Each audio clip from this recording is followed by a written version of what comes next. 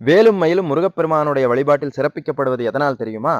பக்தர்கள் முருகப்பெருமானை அழைக்கும் போது வேலும் மயிலும் நினைக்குமாம். நம்முடைய சுவாமி அங்கே செல்வதற்கு சிறு தாமதம் ஏற்பட்டால் நம் சுவாமியின் பெருமை குறைந்து விடுமே.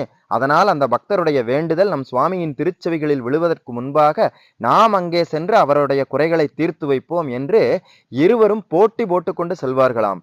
மயில் முந்திச் செல்வதா, வேல் முந்திச் செல்வதா, யார் முந்திச் செல்வது என்று மிக கடுமையான போட்டி நடக்குமாம். அதனால்தான் நாம் முருகப்பெருமானை வழிபடும் பொழுது வேலுண்டு வினையில்லை, மயிலுண்டு பயமில்லை, கந்தனுண்டு கவலை இல்லை என்று பாடுகிறோம். முருகனை கூட மூன்றாவதாக வைத்துத்தான் பாடுகிறோம். வேலையும் மயிலையும் தான் முதலில் வைத்து பாடுகிறோம். இதுதான் அவர்களுடைய சிறப்பு. அங்கே இவர்கள் இவ்வளவு போட்டி போட்டுக்கொண்டு சென்று அங்கே பார்க்கும் பொழுது முருகப்பெருமான் அங்கே நின்று கொண்டு இவர்களை பார்த்து புன்னகைப்பாராம்.